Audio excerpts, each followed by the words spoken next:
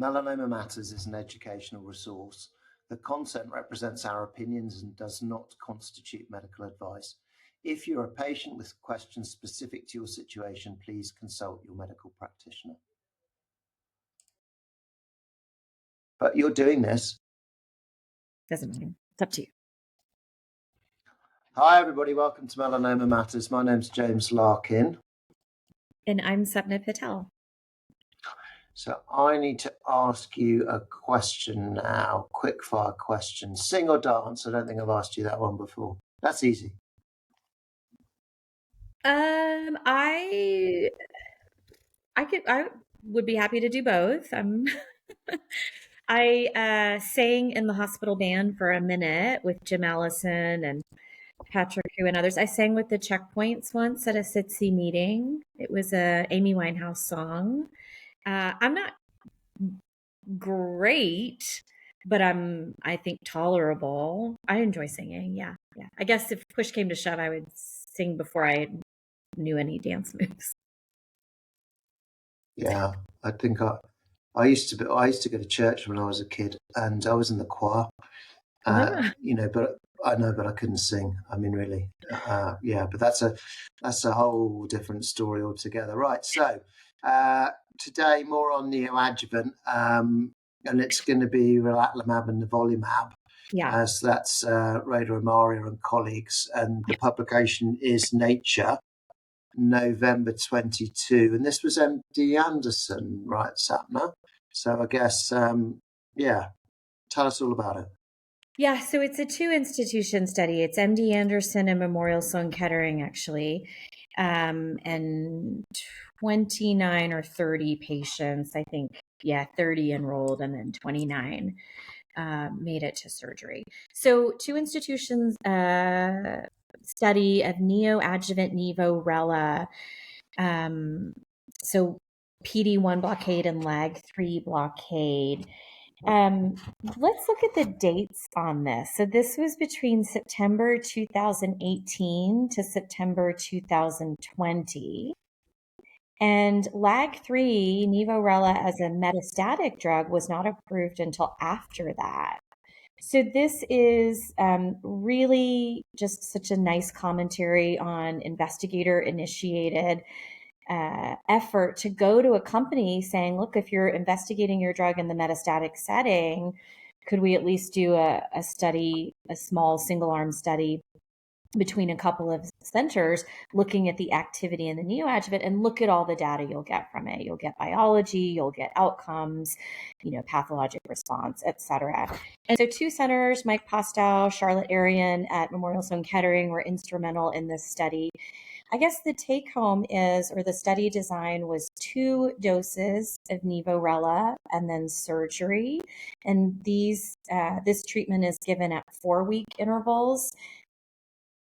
It's 4-week intervals, right? Yeah, it's 4-week intervals. So these 2 doses were given, and then they went to surgery approximately week 9.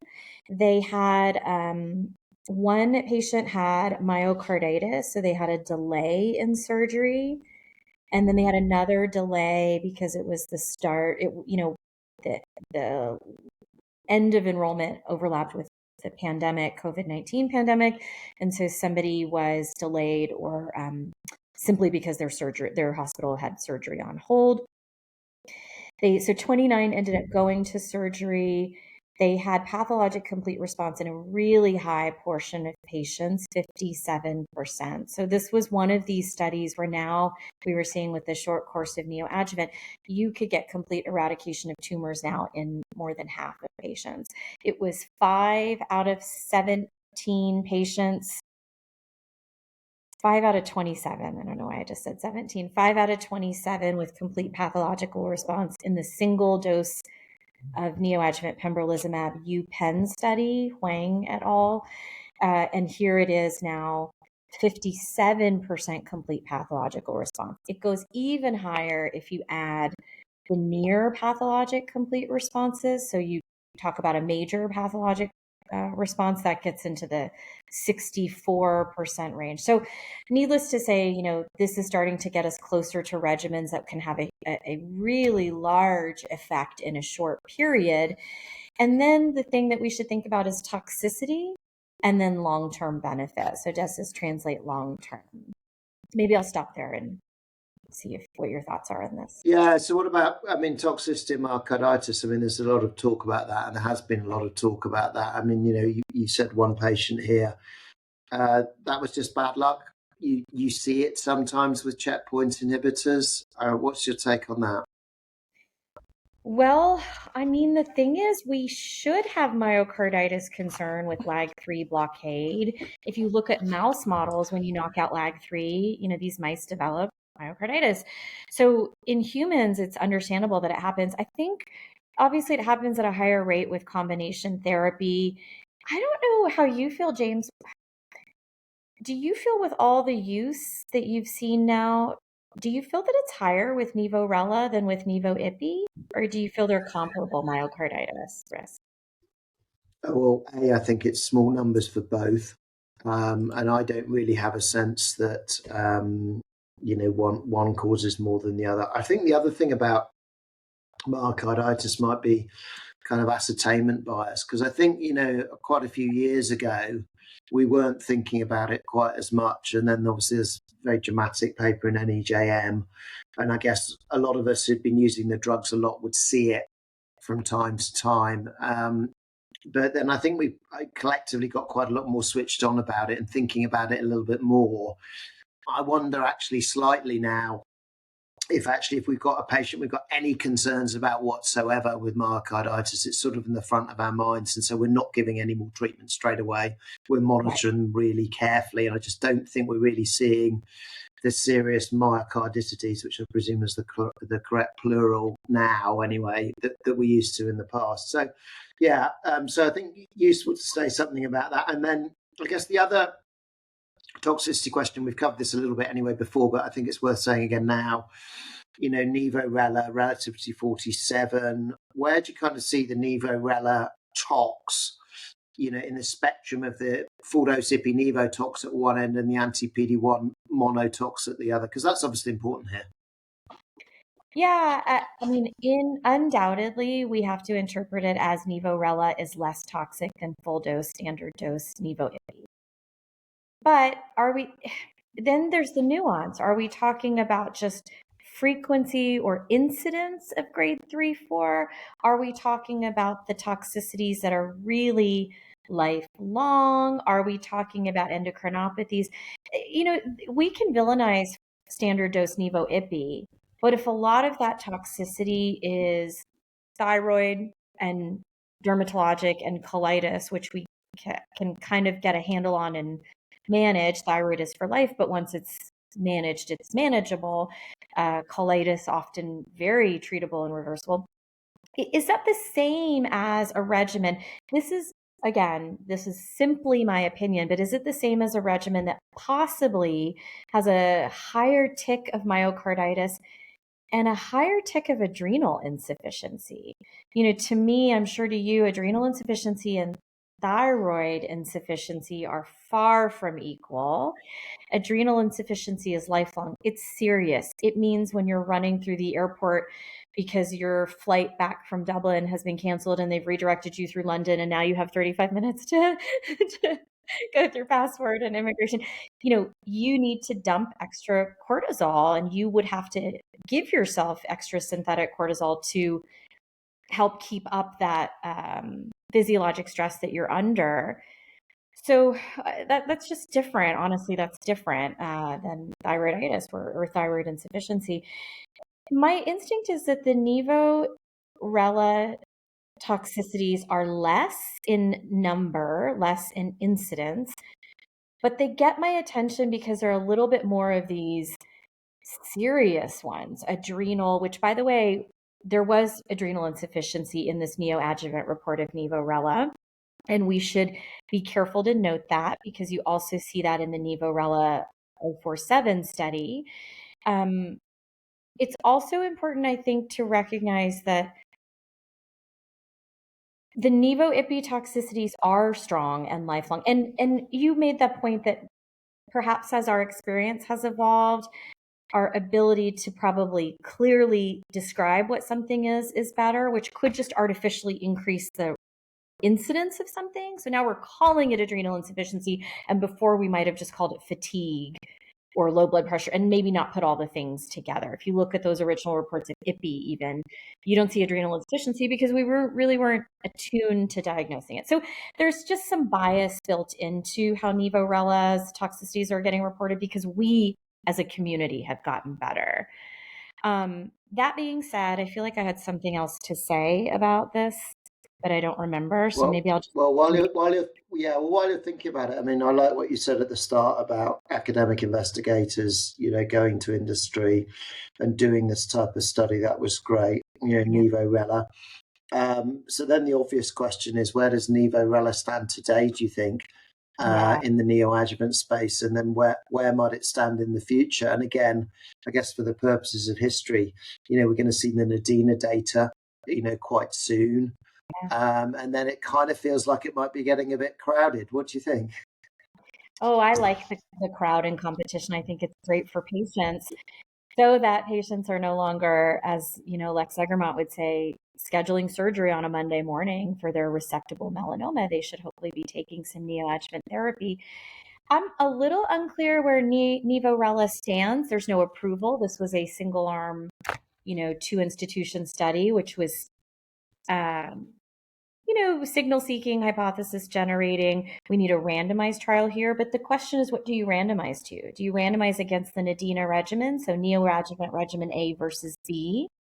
That sounds great. If we're at a point where regulatory agencies are ready to call neoadjuvant A or B a comparator.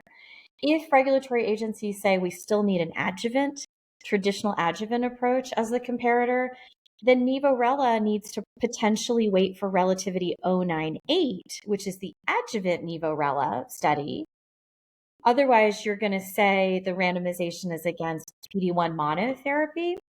And then in the US, contribution of components gets confusing because then if you have NivoRela neoadjuvant versus PD-1 adjuvant, what are the contribution of components? Is it that you did a neoadjuvant swing, or is it that you added the LAG3, or both?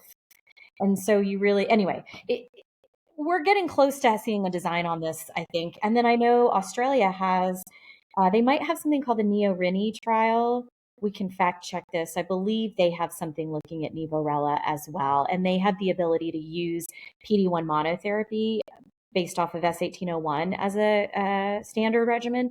So perhaps they're randomizing against pembrolizumab, but you could still make the argument about contribution of components in some mild way. The regimens don't quite line up. And anyway, let's see what that study looks like. Yeah, we're not going to talk, I don't think, more about contribution of components, but I suspect we will be talking about it again before too long, because obviously it's an important question. And I guess maybe the other important point in here is that it's obviously great to do academic studies, but then sometimes the regulatory framework can actually make it tough subsequently with standards of care and reimbursement and all sorts of other things. But I mean, it's good that we're having these conversations, I think, now, and we're kind of grappling with these issues. So before we wrap up, anything else that you want to say about neoadjuvant NivoRela? I'll say two things. One about correlatives. The other reason this study was published in Nature, not even just Nature Medicine, but Nature, is that there was some nice correlatives that went along with it. They looked at peripheral blood T cell changes around week 5. And then it looks like they also looked at immune cell subsets in the tumor microenvironment via cytoph, mass cytometry, flow cytometry, that sort of thing. And in case anybody's wondering, pre-treatment LAG3 and PD-1 doesn't seem to correlate with pathologic response, and therefore we wouldn't be able to say it would correlate with outcomes. But ultimately, those are dynamic markers. So before intervention, those markers may not correlate, but after intervention, it would be interesting to know if the PD-1 expression or LAG3 expression after exposure to treatment actually does correlate. So that's one thing. The last thing maybe I'll say is I'll circle back to this idea about toxicity and myocarditis. How do you clinically pick up myocarditis in clinic? It's subtle. It's patients who get their immunotherapy and come to you with some vague symptoms. Sometimes it's shortness of breath, fatigue, and you have to have an early radar for this, because what's also the diagnostic criteria? I mean, it might be tissue biopsying of the myocardium.